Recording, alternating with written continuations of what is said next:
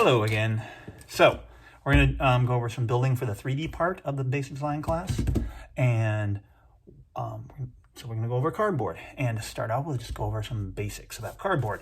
So cardboard, ubiquitous, made of boxes. Corrugated cardboard has those corrugation in between the two layers of paper. Sometimes there's writing on it because it's a box, or unless you've gone out and bought specific cardboard for crafting, but you don't need to. And this thickness isn't bad to work with. It's a relatively easy cut. You may come across boxes that are thicker that'll be more difficult, and ones that aren't as easy. They're heavier, so it'll be harder to cut through. And there's also tag board and different types of stuff that's a little bit thinner and kind of not got corrugation in it. Sometimes those can work for projects like this. You can find stuff about just using paper. But we're going to stick with the simple cardboard box stuff. First off, about cardboard, well, it doesn't necessarily have a grain like wood. It does have, the corrugation has an orientation. So these lines, you can see there where the ridges are going that way. So it has strength. The lines are going this way. It's harder to bend that way. Whereas if you're just to take this, you can easily bend it that way. Now, don't do that on your paper because it's cardboard, so it'll make an area that's kind of messed up. But when you're cutting things and you want to bend a strip, say if you cut out a strip, you want to go have the corrugation, you're going to bend it, have it going that way, so it's easy to bend that way, as opposed to cutting a long strip this way and then trying to bend it, it's going to crinkle and such. So remember that the lines, it'll bend easier against when they're going perpendicular to the length of whatever you're trying to bend. All right, it's going to bend along those. Anyway, so cutting the cardboard. One thing, if you want to get a straight edge, use a straight edge or like a ruler and a metal ruler. If you have a wooden one, this guy's seen better days. It usually has a metal strip. Some wooden ones have a metal strip along there.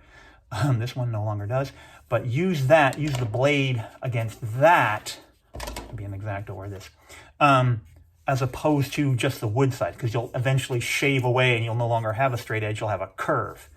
So anyway, and you may have one like this, or then you look like this, so whatever you got. When you do that, say I'm just going to cut a straight cut here, hold it down. As I'm cutting, press down against this so it won't slide around on you as best you can, and cut across, okay, like that. I didn't really cut anything. But don't have your thumb even a little bit sticking out and take a little chunk off of your skin. Messes up the cardboard, gets blood all over it. So I can take this, maybe this blade needs a new blade. Oh, and maybe I shifted right there. Sometimes I put a piece of tape on the back of this, because right now it slides a lot, or they have cork-backed ones, those work better, but we'll make mistakes.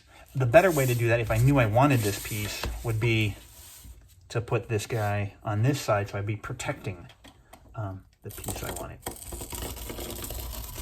Now that's too late, now that that's out, but now I'm not messing up. If I score a couple of times, you want to be careful that you have control of it. Boy, this blade is dull. Try this one. Oh yeah, we'll show you cut, I'll say, changing a blade. Oh, that sounds a little better. All right, maybe not. It's not as freehand here. To edit all this out. Finally, and I got a horrible hand here. So you can see what happens if it's a little bit dull. But you can see that it'll bend easier this way. Now you can also reinforce that idea of it bending by taking and scoring, not all the way through, just scoring that top layer of paper, and you can get more control over that. And I'm trying to make them as even as possible. I'm using the corrugation to guide me. You could draw lines as well if you needed to.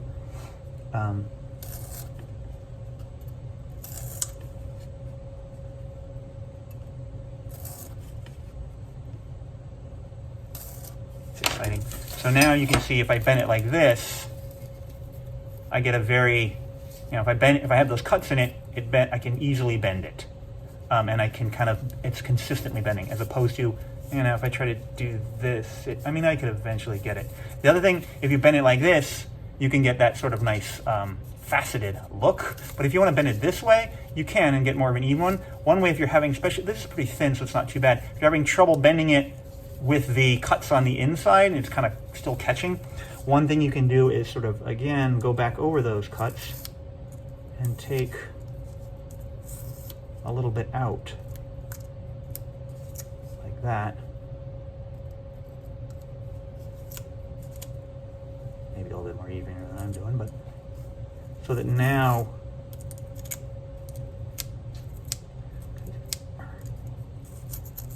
because while just cutting it will give you, and you keep doing that, but it'll make it able to close in a little tighter, because it's not trying to fold up that area, it's kind of close in against, because you have a gap there, it'll fill. All right, hello again. Changing the blade. If your blade is tearing through and you're just like not cutting through the cardboard, on these little kind of X-Acto type blades, might be different brands out there, you want to be careful not to cut yourself. Grab onto the gripped part and this part, you should be able to turn and loosen that and then slide that out.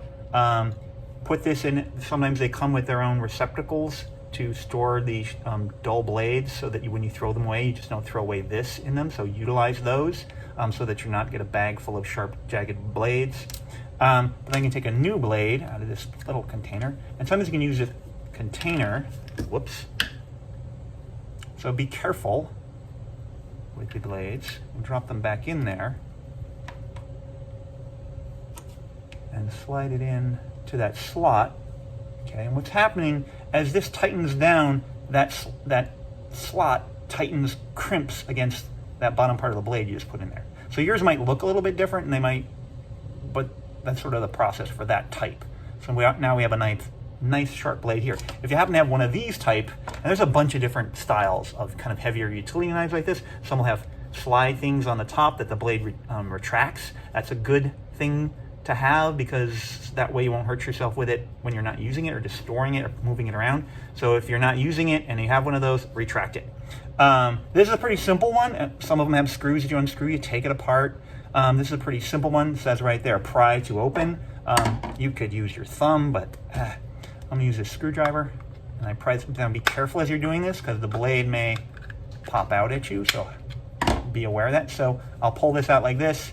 Now, sometimes there's blades, they used to store, like give you extra blades, they'd store them in there. The other thing you need to know, you can flip this over, and it's got, this particular style has these little grooves here. I'm just gonna flip this guy over, not necessarily sharpen the other side, but what the heck, I don't have another blade right now. I can snap it back in. Some of them have, the slide ones are a little bit more tricky to get into, but you have to set it in there, and just when you close it down, make sure that it's secure, relatively secure, okay? But again, be careful of that blade.